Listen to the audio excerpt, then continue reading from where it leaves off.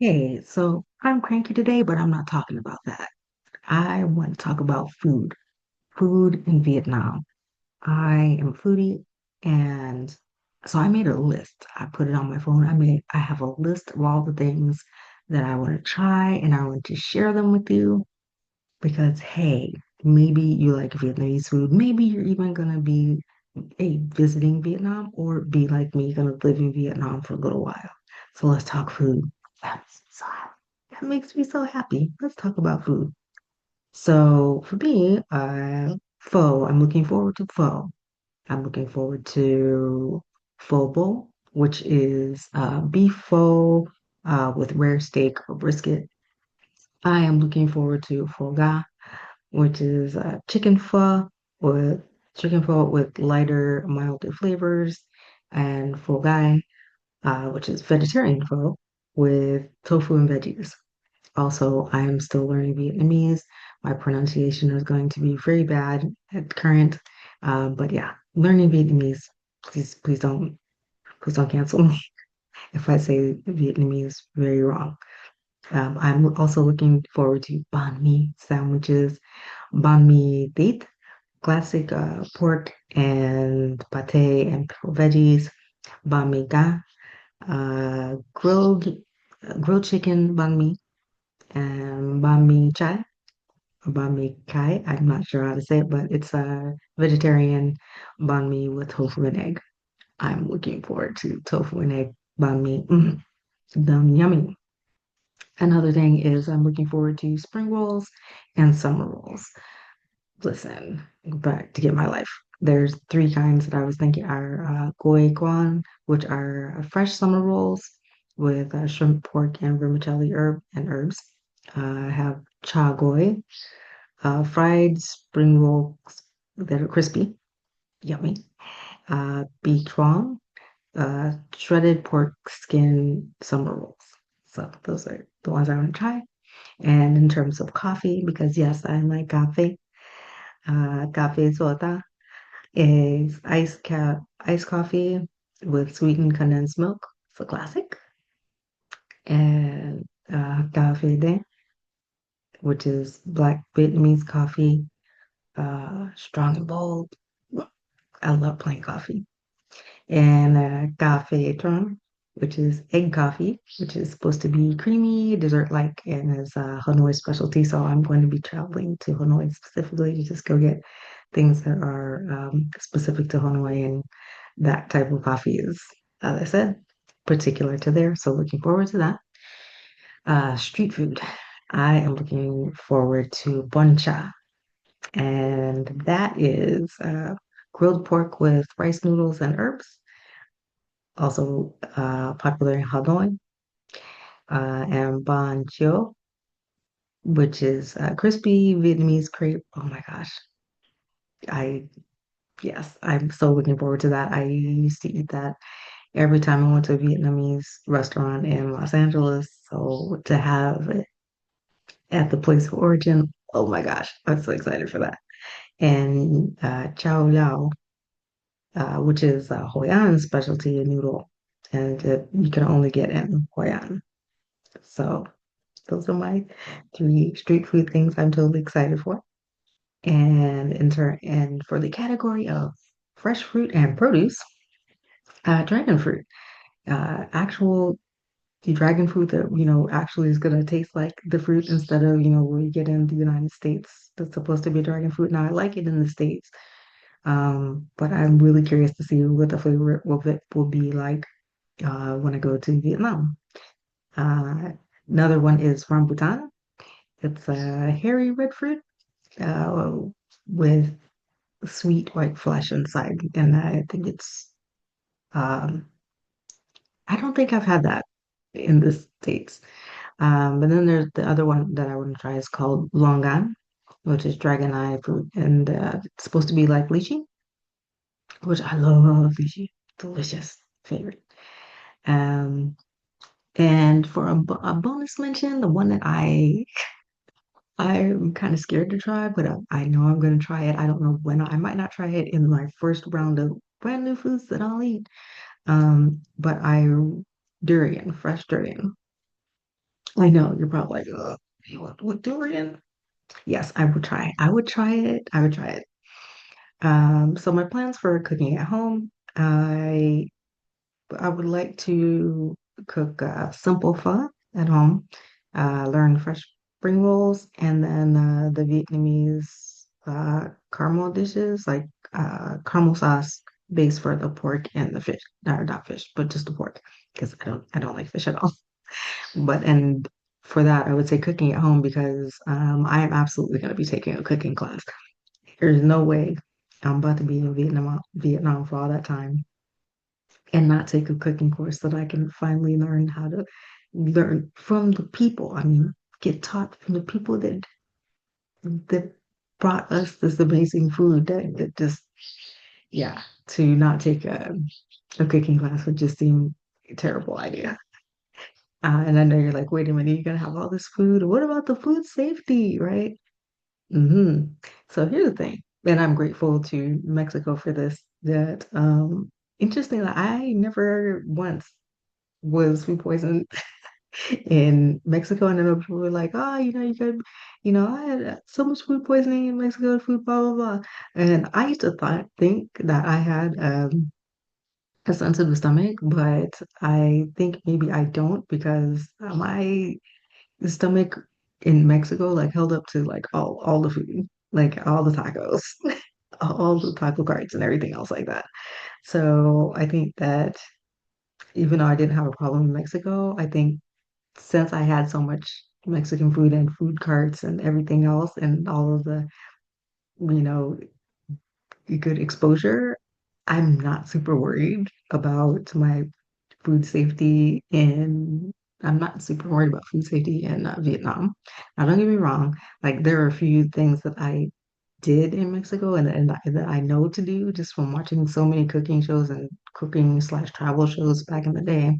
It's that you always stick to busy stalls, street food wise, always, because it means high turnover, fresher food. Okay. And another way to like kind of avoid the traveler's stomach or food poisoning or anything like that, stick with cooked foods, hot foods, like in specifically since Vietnam, pho, banh mi, grilled items, yeah, bottled water only, at least, for me for the first couple months, slow exposure, maybe a little I questionable ice if you were there, a little bit here and there, just a little bit, just to get exposure, right? Exposure is super important in terms of, gut microbiome being used to having the right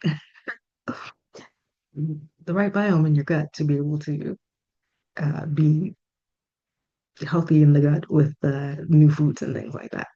So those are my safe bet to do's. Again, if you miss that, stick to busy stalls, cooked food, grilled food, hot food, boiled food, bottled water only, at least for the first couple months.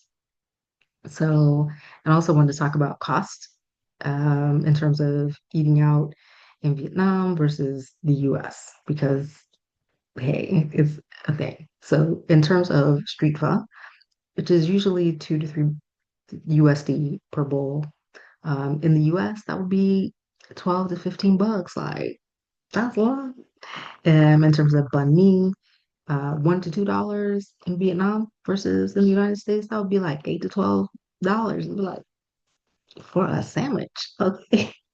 And a sit-down meal in Vietnam would be about $5 to $8. I price stuff up. And in the US, as we all know, it could be, 20 and the sit-down meal, let's be realistic, it's like 35 for two people and up. Okay, so a drastic cut in terms of having a good sit down, luxurious meal. And coffee, Vietnamese coffee, it's like world renowned. Come on, they have the entire coffee culture and everything. And a coffee there, $1 to $2, excuse me. In the US, $5 to $8 for a coffee, y'all. So I'm I'm ready for I'm ready for Vietnamese coffee.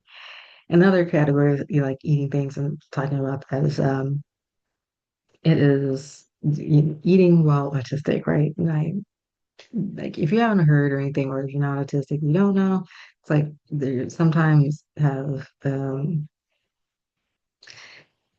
issues with certain textures and things like that, or just eating the same thing time over time over time over time. But for me, I'm like, so yes, first of all, let me acknowledge that yes, I absolutely can and do eat the same thing for like 2 to 3 weeks at a time. When I'm particularly focused on, I don't know, like a creative endeavor or something else like that. If I haven't gotten a chance to like go out and stuff like that. But so what my plan is around that is that to actually, because they have Grab there and Grab is inexpensive, just keep ordering a new thing 2 to 3 times a week. And so that will get me introduced to the food categories that I haven't, something that's not about me, something that's, um, not for, to venture out 2 to 3 times a week, order, grab foods that are not those things. So that's how I plan to kind of circumvent how my brain wants to just eat. I want these two things for 2 months. Like, no, I'm going to be in Vietnam. This is my plan to diversify my palate. And so another way that I can diversify is with even modifications within having a banh mi, right? I can have, no pâté, because sometimes the texture of pâté is a no. The gritty, mm-mm. And it can be, all I'll say is just sometimes that's no. But my first time I have it, yes, I'm going to have the full-on banh mi experience with the pâté, just once, just to try. And in terms of the texture concerns of things, because yes, I wrote down so much. So if you're, nerve spicy and you have texture things, just be aware that the spring roll wrappers, yes, they're soft. They sometimes can be chewy. That's it's a thing where I would probably be eating the fried. I would order those first. Like I say, have all of those different versions of that first before I go off with the spring rolls where they might wrap the roll with more of the springy, more of the wrapper than I would like because chewy sometimes, you know. Um, Things I tend to avoid, even though I do consider myself fairly adventurous with my food. I don't with tendon or tripe or offal or organ meat, if you will, because grainy, gamey, um, yeah, textured, slimy, yeah, I don't, no, thank you. So where it comes to like safe foods, there's always I can always get white rice, I can always get some grilled chicken, I can always get a fresh fruit. Those are the easy, super easy wins. Um, and the way that I wrap my mind around it really is that, banh mi is just a sandwich. Pho is just soup. Um, Fried rice just has different colored bits.